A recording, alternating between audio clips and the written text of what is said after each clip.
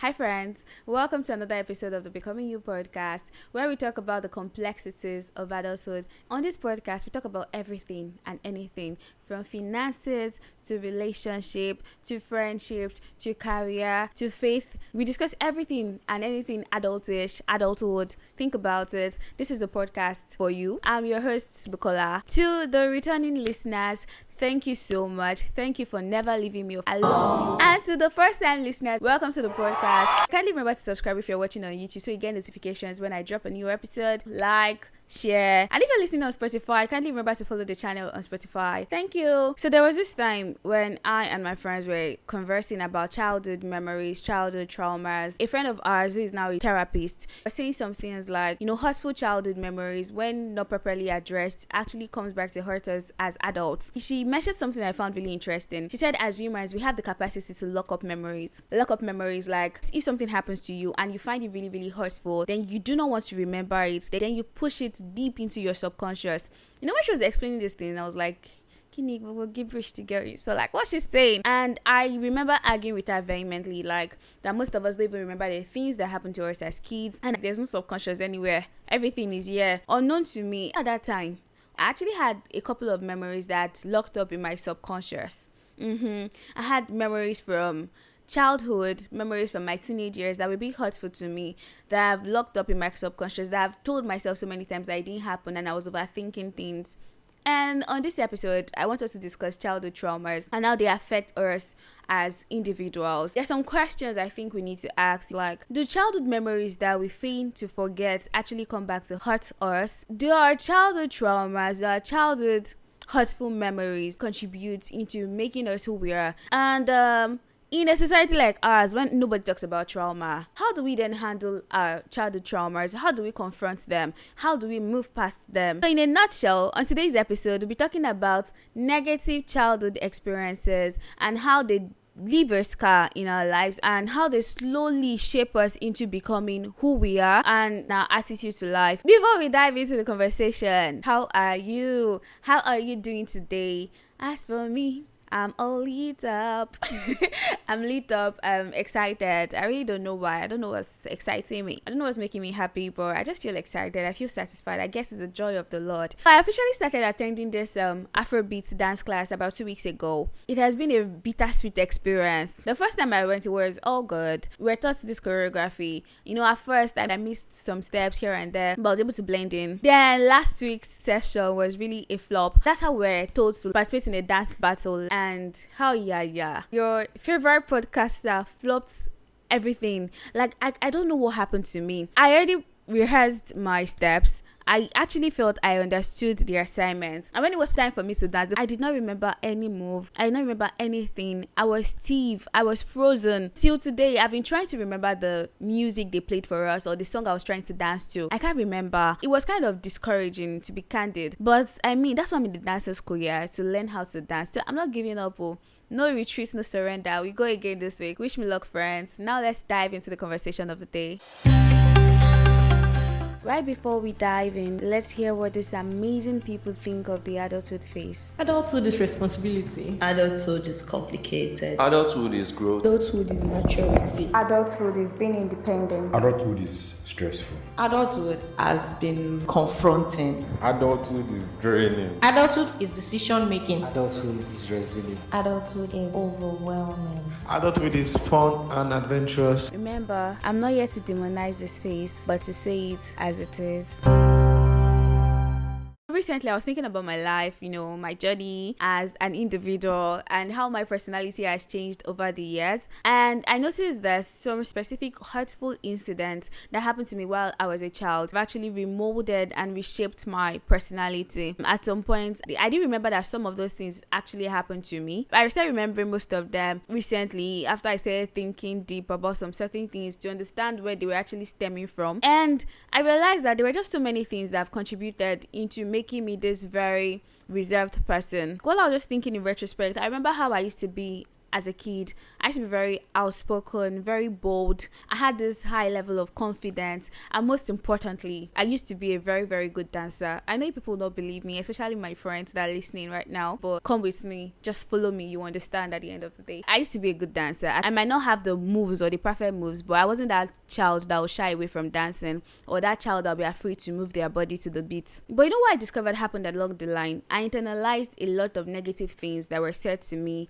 when I was a kid. I would specifically state that my body house experience contributed to this me that I have right now. I was in boarding house for 6 years. When we're talking about bringing up kids here to be who they want to be, without trying to curb them, I'll say my parents tried to help me safeguard my confidence, but they were not always with me. They were not always wherever I was, especially boarding house. I was there alone for like 6 years, so there was just so much they could do at the time. I remember something that happened to me years ago. I think I was about 8 to 10 years then. I can't really remember, but I was in primary school. My mom took me for this birthday party. It was a 10 years old party for like a second cousin or something, a distant relative. And when we got there, the MC, that's like what's MC? Master of the ceremony, I guess.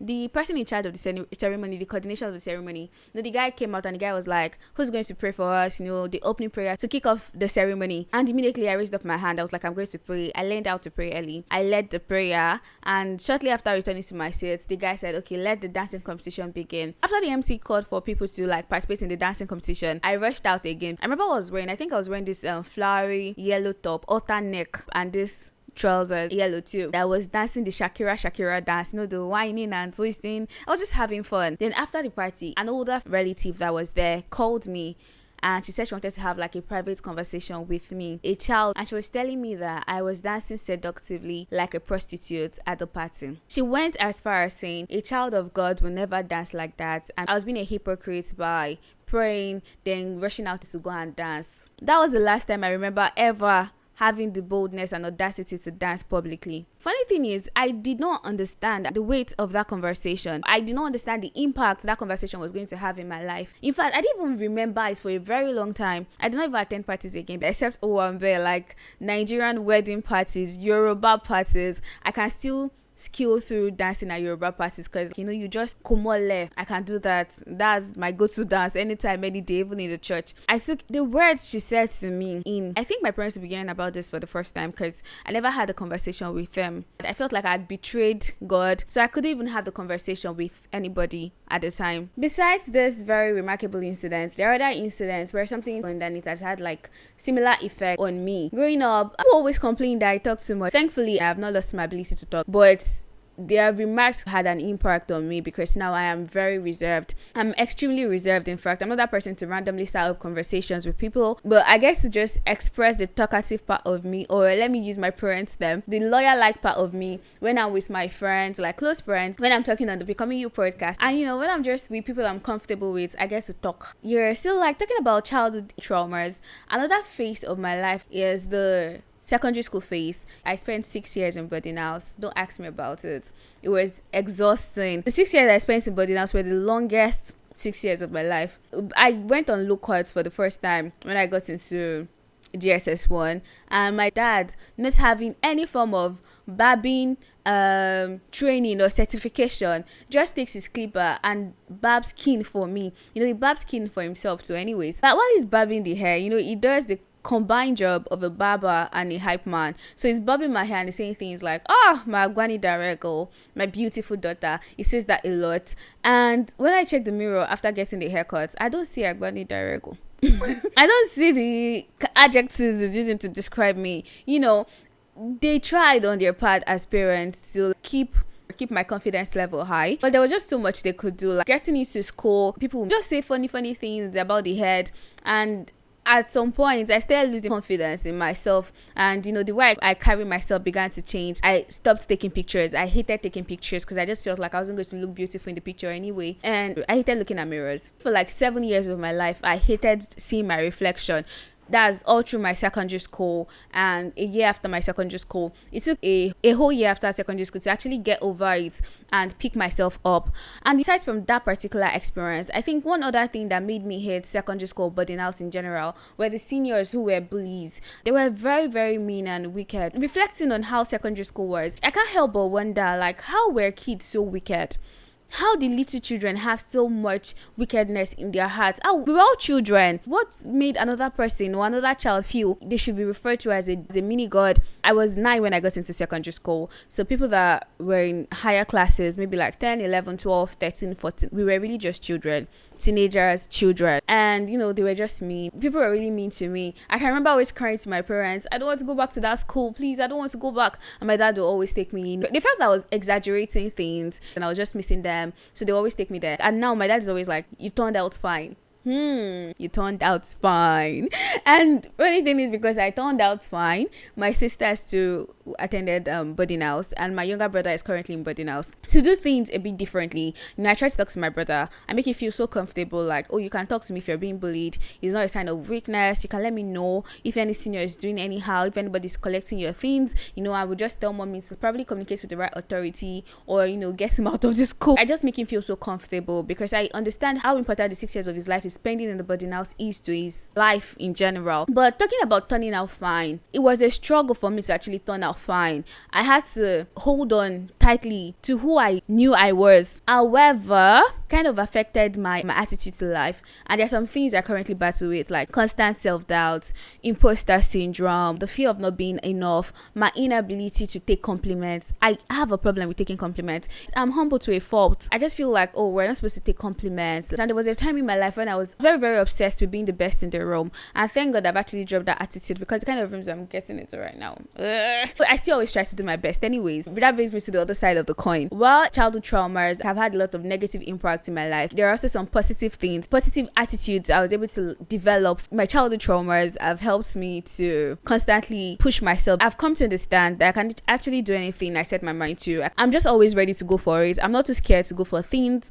I firstly go after my dreams, after my goals. I'm strong-willed. I have a mind of my own. And, just thinking about everything, thinking about secondary school, thinking about my primary school, thinking about everything just reminds me of how far I've come as a person. And it reminds me of like my journey, how my journey has been so far. However, it's not always like this for everybody. Childhood trauma is very, very harmful. A lot of people are still struggling with the trauma. A lot of people have not even had the courage to confront what they went through as kids. They've lost their confidence. The things that happened to us where we were kids have gone a long way into impacting the adults we have actually become. In essence, what I'm just trying to say is children are human beings too.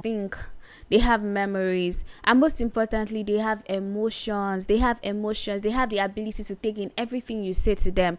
Everything you say to a kid, everything you do to a kid is like a seed planted in their hearts. It's like a seed planted in their minds, and it germinates, it grows into making them who they are going to be. So let's be mindful of the kind of words we say to children. Let's be mindful of the kind of way we act to children. Training children is actually a collective responsibility, and I'm not talking about those ones that they used to do, that they will start gossiping about how a child is following a boy, this one, that one. No, I'm not talking about that.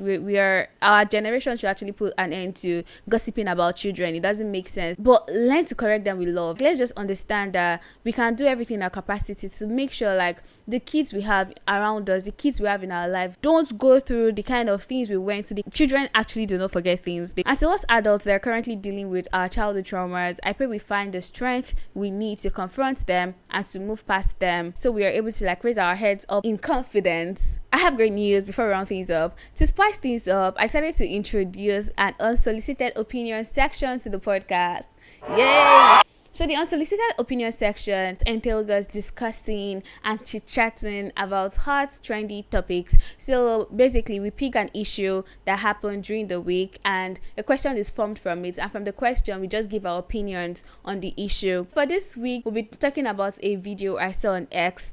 In this video, a child was being bullied by another child. The bully actually slapped the other girl multiple times in the video, and thank God for social media, the matter was escalated and is currently being addressed by the right authorities. So who should be held responsible in a bullying case? Do we hold the bully responsible for being so mean to another child? Do we hold the parents responsible for not training their child well enough, or for not helping their child to see reasons why they should show love to other children? Or should we blame the school for actually not putting measures in place to curb the act of bullying? I posted this on my WhatsApp and I got some responses. So I'll just be posting some of the responses we received. Hi. So answering the question, who should be held responsible, either the bully, the parents, or the school? Okay, so I've been seeing the video. I've watched the video that is circulating around, but I'm not going to talk about that. I think it's not comprehensive enough for me personally. Instead, I'll be using this series, 13 Reasons Why. It's a 4-season series. And this is not an advert. It's a 4-season series that tells the story of a girl in high school, Hannah Baker. She committed suicide, and it was as a result of bullying from her classmates, basically. She recorded on cassette tapes 13 reasons why she committed suicide.